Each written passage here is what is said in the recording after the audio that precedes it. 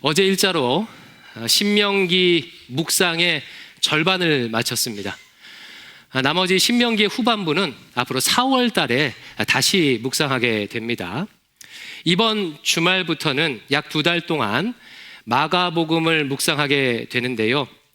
본격적인 마가복음 묵상을 앞두고 이번 주와 다음 주는 특별한 주제를 가지고 설교하려고 합니다.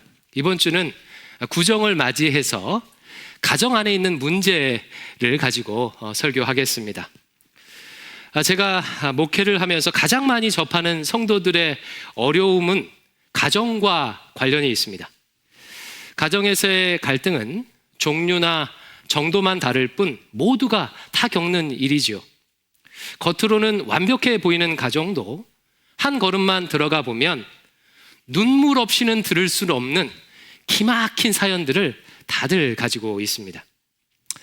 성도 여러분, 왜 우리는 이렇게 가정 안에서 갈등하며 사는 것일까요? 근본적인 원인은요, 살아있기 때문입니다.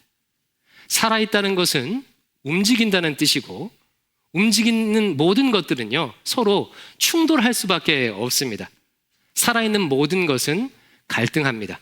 갈등은 본질적인 생명 현상인 것입니다. 그러므로 가정 안에 문제가 있거나 갈등이 있다는 것 자체는 이상할 것이 하나도 없습니다. 아하, 다들 살아있어서 이렇게 갈등하는구나 라고 생각하면 되는 거예요. 다만 건강한 가정의 경우는요, 갈등이 생겼을 때 그 갈등을 잘 극복하고 갈등을 극복하면서 가족들 안에 그 사랑과 우애가 깊어집니다. 반면에 건강하지 못한 가정은 갈등을 겪을 때마다 점점 더 가족들 간의 신뢰와 사랑이 깨지는 방향으로 나가는 거예요. 악순환이 반복됩니다. 이에 오늘은요, 가정 안에서 반복되는 이런 어려움과 갈등을, 이런 악순환을 어떻게 대응해야 할지에 대해서 말씀을 나누고자 합니다. 그 중에서도 특별히 가정 안에서 물리적인 혹은 비물리적인 폭력이 반복될 때 어떻게 대응해야 할지를 살펴보겠습니다. 여기서 물리적 폭력이란 그야말로 폭행이나 폭언, 물건을 부수거나 던지는 것을 말합니다. 눈에 보이고 귀에 들리는 폭력이에요.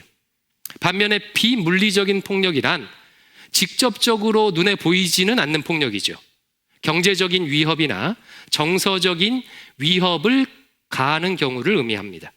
예를 들어서 배우자와의 동의 없이 보증을 서거나 자기 마음대로 빚을 내거나 해서 가족들에게 경제적 위협을 가한다면 이것도 폭력에 해당한다고 할 수 있겠죠. 거짓말을 자주 하거나 바람을 피우거나 배우자나 자녀에게 항상 부정적인 말만 하고 비판이나 지적만 하는 경우도 정서적인 폭력에 해당한다고 할 수가 있습니다. 가족 구성원의 생명과 자유를 위협하는 모든 행동은요, 폭력이라고 할 수가 있습니다. 이런 폭력이 가정 안에서 반복해서 일어나고 시간이 지나도 좀처럼 나아지지 않는다면 이것은 심각한 일이 아닐 수가 없습니다. 이런 가정 안에서 사는 삶은요, 지옥이나 마찬가지일 것입니다. 장폴 사르트르라는 프랑스 철학자가 닫힌 방이라는 제목의 희곡을 한 편 썼는데요. 이 희곡은 지옥에 대한 묘사를 담고 있습니다. 어떤 방이 있는데 이 방은 사람이 들어올 수는 있는데 나올 수가 없는 그야말로 닫힌 방인 거예요. 또 이 방에서는요, 죽을 수도 없습니다. 이 방에 들어간 사람은 그 방 안에서 계속해서 갈등하며 싸워요. 다툽니다. 밖으로 나갈 수도 없고 죽을 수도 없는 상황에서 똑같은 갈등을 무한 반복하는 상황을 통해서 지옥이 어떤 모습인지를 상징적으로 보여주고 있는 것입니다. 저는 이 닫힌 방에 가장 가까울 수 있는 곳이 가정이 될 수 있지 않을까라고 생각합니다. 가정이란 방은요, 한번 들어가면 누구라도 쉽게 빠져나올 수 없습니다. 특히 부모 자식 관계는 혈연으로 맺어져 있기에 죽기 전까지는요, 그 피를 내 마음대로 바꿀 수가 없습니다. 이 닫힌 방 안에 폭력이 있다면 폭력을 당하는 사람은 큰 고통을 경험할 것입니다. 그리고 이런 고통이 변화 없이 계속해서 반복된다면 바로 그곳이 지옥이나 다름 없을 것입니다. 여러분께서 만약에 이런 방 안에 살고 있다면 어떻게 대응하시겠습니까? 오늘 본문 말씀은요, 이런 상황에 있는 분들에게 중요한 지침이 되는 말씀입니다. 본문 말씀을 통해 어떻게 대응해야 하는지를 한번 배워보겠습니다. 우리 38절부터 41절, 좀 길지만 같이 읽어볼까요? 시작. 또 눈은 눈으로 이는 이로 갚으라 하였다는 것을 너희가 들었으나 나는 너희에게 이르노니 악한 자를 대적하지 말라. 누구든지 내 오른편 뺨을 치거든 왼편도 돌려대며 또 너를 고발하여 속옷을 가지고자 하는 자에게 겉옷까지도 가지게 하며 또 누구든지 너로 억지로 오리를 가게 하거든 그 사람과 심리를 동행하고. 아멘. 이 말씀은 예수님께서 하신 산상수훈의 일부입니다. 어떤 폭력적인 상황이 발생했을 때 폭력을 당한 피해자의 대응 방법을 교훈하고 있어요. 여러분에게 단도직입적으로 묻겠습니다. 누군가로부터, 가족으로부터 물리적, 비물리적 폭력을 당할 때 주님의 이 가르침대로 대응하고 계십니까?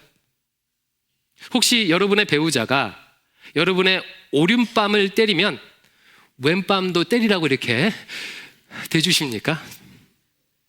참 어렵죠. 마음을 복잡하게 하는 말씀이에요. 이 말씀은요, 성경 안에서도 잘못 해석하는 대표적인 구절 중에 하나입니다. 많은 분들이 이 말씀을 문자 그대로 받아들여 해석해요. 그러다 보니까 이 말씀은 신자를 괴롭게 하는 말씀, 구약 율법보다 더 심한 족쇄를 채우는, 신자에게 채우는 그런 말씀이 되어버렸습니다. 실제로 종교개혁을 일으켰던 마틴 루터도요, 이 말씀을 문자 그대로 주의해서 이런 말을 남겼어요. 이 구절은 우리가 인간이 지킬 수가 없다. 주님이 이 말씀을 주신 것은 우리가 말씀을 지킬 수 없는 죄인임을 보여주기 위해서다라고 주의를 했어요. 버틀란트 러셀이라는 철학자는요, 나는 왜 기독교인이 아닌가라는 책에서 이 문단을 언급하며 이렇게 말했습니다. 내가 신을 믿지 않는 이유는 인간이 지킬 수 없는 윤리를 요구하기 때문이다. 여러분, 만약에 이 말씀을 문자 그대로 받아들이게 된다면 주님의 교훈은요, 폭력을 방조하는 비윤리적인 가르침이 됩니다. 약자들에게 2중, 3중으로 짐을 지우는 비인격적인 말씀인 거예요. 하지만 우리 주님은요, 우리 모두가 다 알다시피 신자에게, 하나님의 백성에게 무거운 짐을 지워주시는 분이 아니십니다.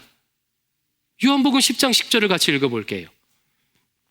요한복음 10장 10절 띄워주십시오. 시작. 도둑이 오는 것은 도둑질하고 죽이고 멸망시키려는 것뿐이요 내가 온 것은 더 풍성히 얻게 하려 것이라. 여러분, 이 말씀 보니까 주님은 자신의 양들에게 어떤 은혜를 주신다고 약속하고 있지요? 생명을 줄 뿐만 아니라, 그냥 구원할 뿐만 아니라 더 풍성한 삶도 주시겠다고 약속하고 계세요. 우리 주님은요, 영모야, 내가 너를 위해서 내 생명 바쳐 너를 구원했지? 그러니까 네 가정에 있는 그 폭력을 네 십자가로 알고 잘 버티고 건드렴 이라고 하시는 분이 아니라는 거예요. 그렇다면 오늘 본문은 무슨 뜻일까요? 이 말씀은요, 우리의 선입견과는 다르게 2000년 전 예수님 당시에 이 말씀을 들었던 사람이라면 이 말씀을 듣는 순간 막 크게 웃으면서 통쾌할 만한 그런 말씀입니다. 여러분, 2000년 전에 예수님께 이 말씀을 직접 들었던 사람들은 어떤 위치에 있는 사람들이었을까요? 힘있고 권력 있는 사람들이었을까요? 전혀 아닙니다.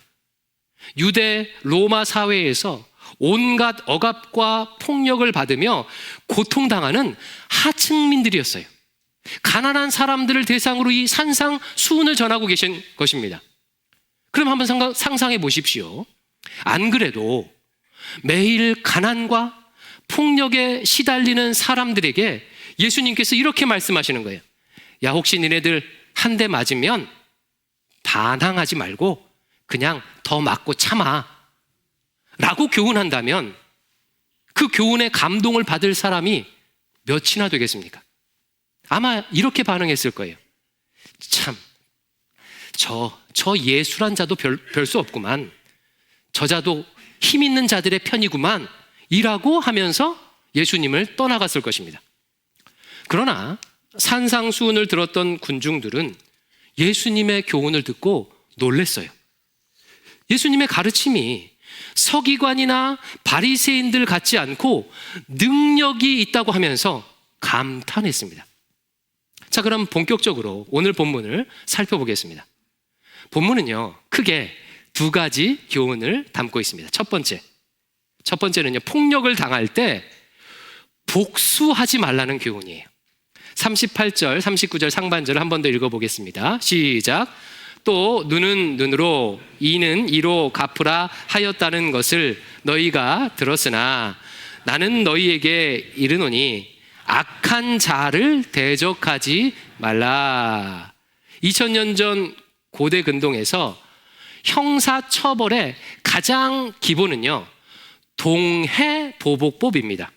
즉 받은 대로 갚아주는 거예요. 동해, 같은 해로 갚아주는 동해보복법이에요.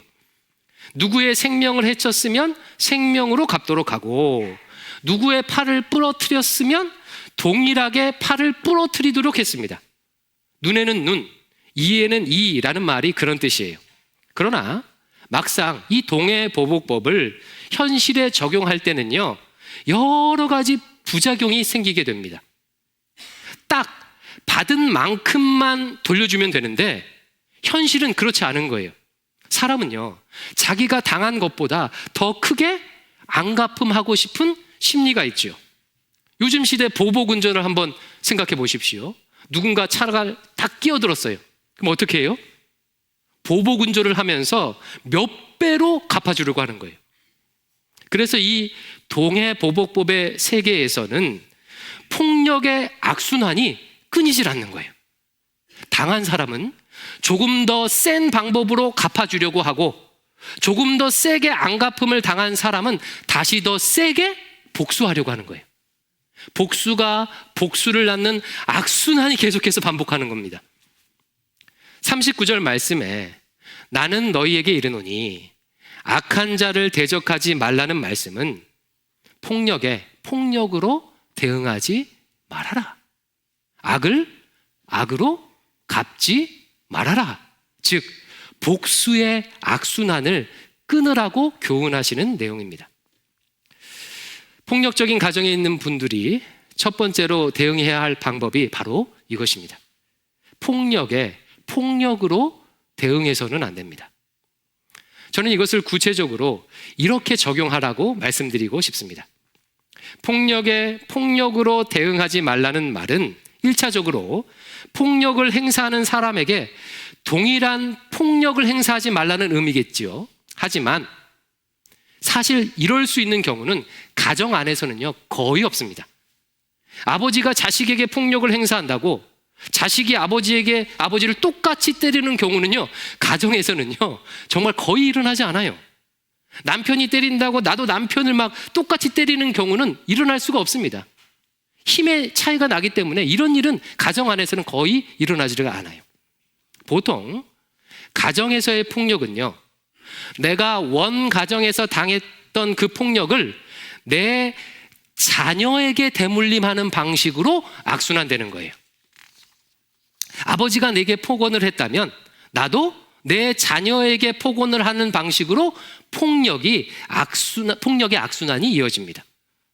내 남편이 나에게 잘못하면 내 아들을 내 남편 대신에 대리 배우자 삼아서 아들을 통해서 내 결핍을 채우려고 하는 방식으로 이렇게 나타납니다.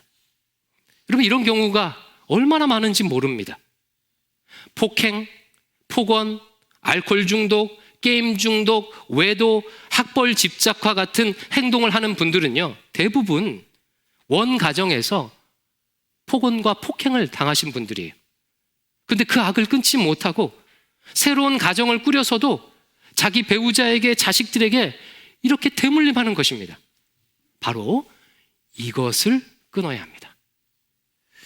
이런 점에서 조금 조심스럽지만요, 저희 가정이 좋은 사례입니다. 제 아버지는 제 할아버지로부터 제대로 된 사랑을 받지 못하셨어요. 배다른 형제 밑에서 온갖 서름을 당하면서 물리적인, 경제적인, 정서적인 학대를 당하며 자랐습니다. 그러나 나중에 한참 후에 예수님을 믿고 변화를 받아서 자신이 받았던 폭력을 그대로 물려주지 않고 상당 부분 상쇄를 해서 자녀들을 대했습니다. 물론 제가 어렸을 때는 잘 몰랐어요. 어렸을 때는 너무너무 힘들었습니다. 하지만 나중에 아버지의 과거를 알고 나서는 참 감사했습니다. 제 아버지는 부모로부터 받은 상처를 자녀들에게 할 수 있는 한 주지 않으려고 애쓰셨던 거예요. 그리고 저는 저의 아버지에게 받았던 그 작은 폭력들의 상당 부분을 또 다시 상쇄하여 제 자녀들을 대하고 있습니다. 이제 더 이상 저희 집안에는요, 알코올 중독이 없습니다. 저희 집안에는 노름 중독도 없습니다. 폭언도 없습니다. 우리 아이들은 집에서 지낼 때 제 어린 시절처럼 부모가 싸울까 봐 긴장하면서 지내지 않아도 됩니다. 폭력의 악순환이 점점 더 끊기고 있습니다. 폭력 가정에서 자라났거나 혹시 지금도 그 과정에 있다면 주님의 이 교훈을 기억하시기 바랍니다. 내가 받은 폭력이 또 다른 폭력을 낳지 않도록 하십시오. 완전할 수는 없겠지만 내 대해서는 많이 줄어들 수 있도록 그렇게 대응하시기 바랍니다. 이게 첫 번째고요. 두 번째 이 말씀은요, 자신의 존귀함을 지키라는 말씀이에요. 여러분, 유대 사회는요, 여느 사회와 마찬가지로 오른손잡이 사회예요. 오른손이 중심인 사회입니다. 우리나라도 마찬가지 아닙니까? 그럼 한번 생각해 보십시오. 자, 오른손을 가지고 상대방의 뺨을 때린다고 하면 상대방의 어느 쪽 뺨을 때리게 되어 있죠? 예, 왼쪽을 때리게 되어 있어요. 그런데 오늘 본문을 한번 보십시오. 뭐라고 하죠? 누구든지 내 오른편 뺨을 치거든. 여러분, 오른손으로 상대 오른쪽 뺨을 때리려면 어떻게 해야 되죠? 손등으로 때려야 돼요. 손등으로 때릴 수밖에 없습니다. 누구든지 오른뺨을 치거든 이라는 말은요, 상대방이 손등으로 내 뺨을 쳤다는 뜻이에요. 유대 사회에서 손등으로 누군가의 뺨을 때리는 경우는 한 가지밖에 없습니다. 나보다 신분이 낮은 사람일 경우예요. 나보다 나이가 어리거나 아니면 나의 노예나 종이나 신분이 낮은 사람을 때릴 때만 손등으로 때립니다. 만약에 상대가 나하고 신분이 똑같은데도 불구하고 손바닥으로 때리지 않고, 물론 손바닥으로도 때리면 안 되겠죠. 손등으로 때리게 되면요, 상대를 심히 모욕하는 것이 되어서 유대 사회에서는요, 손바닥으로 때릴 때보다 4배의 벌을 주도록 규정하고 있어요. 그럼 한번 생각해 보십시오. 누군가 나의 오른뺨을 때렸다는 것은 그 사람이 나보다 어떻다는 뜻이에요? 신분이 높다는 뜻이에요. 나는 신분이 낮다는 뜻입니다. 그런데 신분이 낮아서 손등으로 뺨을 맞은 사람이 왼쪽 뺨을 돌려대는 행위는 무엇을 의미하겠습니까? 당신의 손등이 아니라 뭘로 때려라? 손바닥으로 나를 때리시오. 무슨 의미예요? 나를 당신과 동등한 지위로 대하시오 라고 요청하는 거예요. 아마 예수님의 이 말씀을 직접 들었던 회중들은 아마 이 대목에서 뭐 그런 상황을 너무나도 잘 아니까 통쾌하면서 웃었을 것입니다. 평상시에 손등으로 맞는 일을 자주 당하고 있는데 예수님께서 이렇게 말씀하시는 거예요. 너희는 이제 나로 인해서 임한 하나님 나라 백성이다. 너희들은 그런 대우를 받을 존재가 아니다. 너희를 때리는 고관 대작들과 동등한 존귀한 자들이다 라고 말씀하시는 것입니다. 더 나아가서 너의 인격을 짓밟고 함부로 폭력을 행사하는 자들에게 순응하지 말고 너의 존귀함을 적극적으로 지켜라 라고 권면하시는 말씀이에요. 그 뒤에 나오는 이야기들도 마찬가지입니다. 40절을 한번 읽어볼게요. 40절 시작. 또 너를 고발하여 속옷을 가지고자 하는 자에게 겉옷까지도 가지게 하며, 이 말씀도 당시 유대 문화를 이해해야 해석할 수가 있어요. 신명기 율법은요, 어떤 경우에도 가난한 사람들의 겉옷을 빼앗지 못하도록 규정하고 있어요. 지금이야 옷이 너무나도 많지만 2000년 전 고대 시대의 옷은요, 정말 매우 중요한 재산이었습니다. 지금으로 따지면 자동차와 같은 재산이었어요. 특히 겉옷의 경우는요, 가난한 사람들에게는 잠잘 때 덮는 이불의 역할까지도 했어요. 그래서 만약에 가난한 사람들이 이 겉옷을 저당 잡혀서 빚을 내게 되면 채권자는 그 가난한 사람이 빚을 갚지 못했더라도 저녁이 되기 전, 해가 지기 전 그 겉옷을 다시 돌려주도록 하고 있어요. 가난한 자가 추위에 떨면서 밤을 보내지 못하도록 조치한 율법입니다. 율법이 이러다 보니까 악한 유대인들이 꾀를 낸 거예요. 가난한 자들의 겉옷이 아니라 속옷을 갈취하려고 하는 겁니다. 여기서 속옷이란 우리식의 런닝이나 팬티 이런 걸 의미하는 게 아닙니다. 우리식의 속옷은요, 정말 한참 뒤에 생겼어요. 여기서 속옷이란 겉옷 안에 입는 옷을 말합니다. 가난한 자가 빚을 못 갚게 되면 겉옷은 빼앗을 수 없으니까 속옷을 빼앗으려고 재판을 거는 거예요. 고발을 하는 겁니다. 여러분, 얼마나 악랄한 짓입니까? 구약 율법은 가난한 자를 돌보라고 하는데 속옷을 빼앗아 가려고 재판에 넘긴 거예요. 그럼 한번 생각해 보십시오. 이런 상황에서 만약에 그 가난한 사람이 속옷을 빼앗으려고 재판을 건 그 고발자에게 겉옷까지 벗어주게 되면 어떤 일이 발생하겠습니까? 그 사람은 알몸이 되겠지요. 그럼 누가 수치를 당하게 될까요? 유대 사회에서는요, 가난한 자의 겉옷을 벗기게 만든 고발한 사람이 큰 수치를 당하게 돼요. 고대 유대 사회는요, 재판을요, 성문 앞에서 했습니다. 성문 앞에서. 많은 사람들이 보는 가운데 가난한 자를 벌거벗게 한 자로, 착취한 자로, 율법을 어긴 자로 수치를 당하게 되는 거예요. 아마 예수님의 말씀을 들었던 사람들은요, 이 대목에서도 박장대소를 하며 통쾌했을 것입니다. 그러면 이 말씀은 무슨 의미겠습니까? 폭력에 굴하여 다 줘버려라, 이런 의미가 아닌 거예요. 너의 존귀함을 지켜라. 너는 하나님 나라의 소중한 백성이니 폭력에 굴하지 말고 너의 존귀함을 지키라는 교훈인 거예요. 세 번째도 보겠습니다. 41절 같이 했습니다. 시작. 또 누구든지 과 심리를 동행하고, 이 말씀 역시 시대적 배경을 가지고 있어요. 당시는 로마가 지배하던 시절이었습니다. 로마의 군인들은요, 특별한 권리를 하나 가지고 있었어요. 이동이 하도 잦고 이동할 때마다 무거운 군장과 짐을 옮겨야 하기 때문에 지나가는 행인한테 자신의 짐을 대신 지울 수 있도록 하는 권리가 군인들에게 있었습니다. 예수님께서 십자가를 지고 골고다 언덕을 올라가실 때 로마 군인이 구레네 시몬에게 대신 그 십자가를 지게 하지요. 구레네 시몬이 거부할 수 없었던 이유가 바로 이 법 때문인 거예요. 그런데 군법에는요, 그 거리를 딱 오리로 제한하고 있어요. 오리로요. 최대 오리까지만 짐을 지울 수 있습니다. 만약에 어떤 군인이 이 법을 어기게 되면 매우 엄격한 로마 군법에 따라 큰 벌을 받게 됩니다. 이 배경을 가지고 41절을 한번 해석해 보십시오. 어떤 로마 군인이 억지로 짐을 지우며 오리를 동행하게 했어요. 보통 같으면 끝까지 오리까지 딱 왔을 때 어떻게 했을까요? 그 짐을 딱 벗어 던지면서 자, 다 됐지요? 라고 하면서 얼른 그 자리를 떠나갈 것입니다.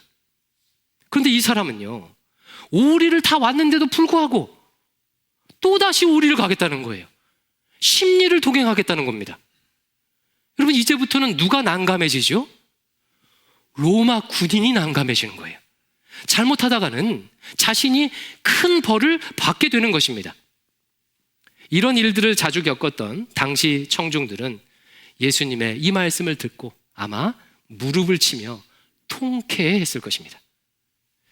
지금 주님은 힘없는 백성들에게 로마 군인을 향해서도 너의 존엄을 지켜라, 폭력에 굴하지 말고 너의 존귀함을 지키라 라고 말씀하시는 거예요. 바로 이것이 폭력이 있는 가정에서 해야 할 두 번째 대응 방법입니다. 주님은 우리가 폭력을 일방적으로 당하거나 무조건 참고 견디는 것을 기뻐하지 않으십니다. 폭력을 용인하는 것은 하나님의 뜻이 아니에요.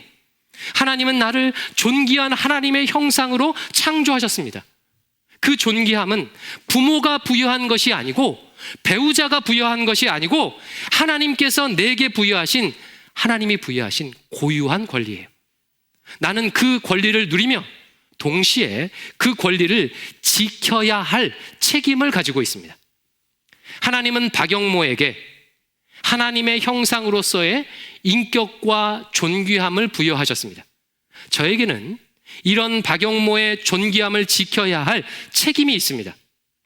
내가 나의 존엄을 지키지도 못하면서 폭력을 저지르는 부모를 보호하거나 폭력을 저지르는 배우자를 돌봐준다고 하는 것은 있을 수 없는 일이며 그래서는 안 되는 일입니다. 그러므로 가정 안에서 여러분의 존귀함을 파괴하는 폭력이 있다면 자신을 지키시기 바랍니다.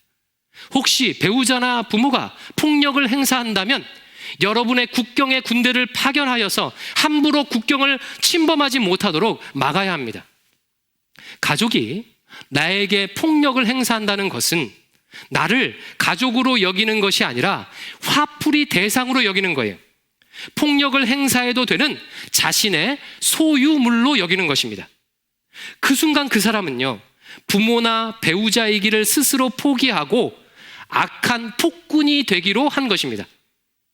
그 폭군의 악을 용인하거나 그 폭군에게 끌려가서는 안 됩니다.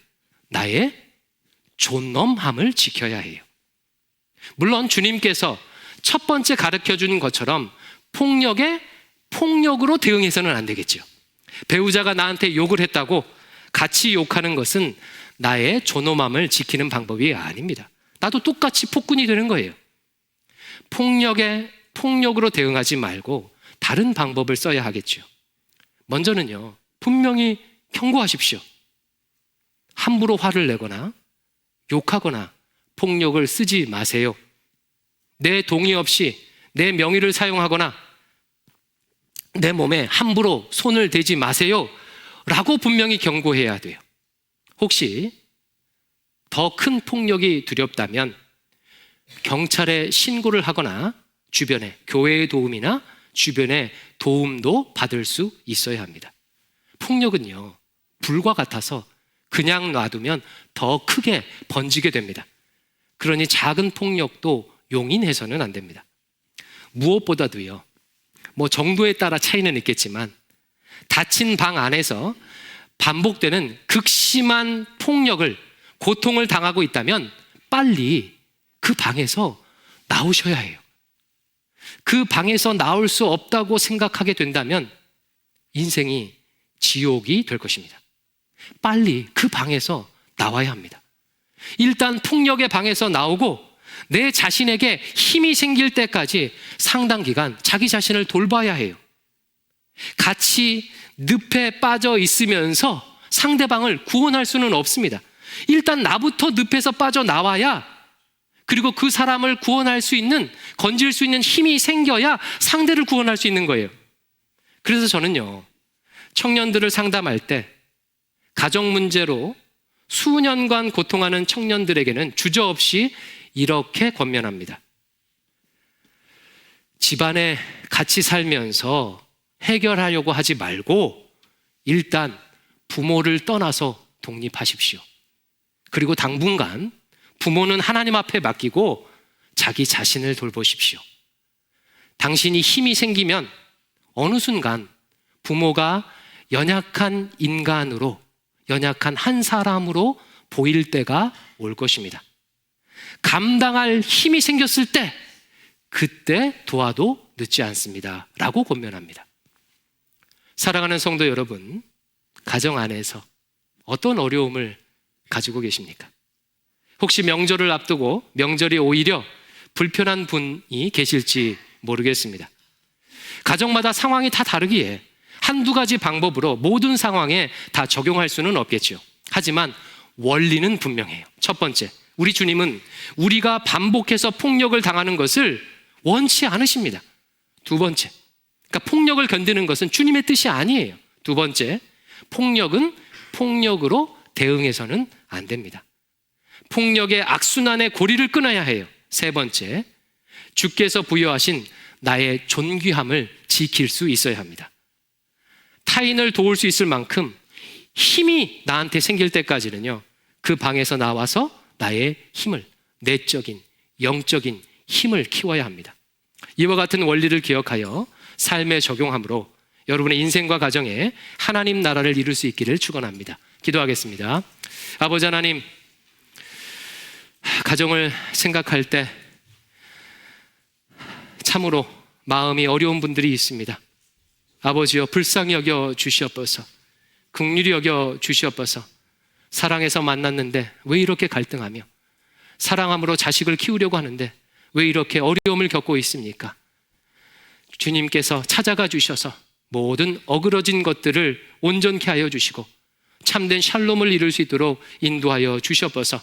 무엇보다도 여기 있는 대광의 모든 성도들이 악을 선으로 이겨낼 수 있을 만한 힘을 허락하여 주시옵소서. 폭력에 굴하지 아니하고 저항할 수 있는 영적인, 내적인 힘을 허락하여 주시옵소서. 예수님 이름으로 기도합니다. 아멘.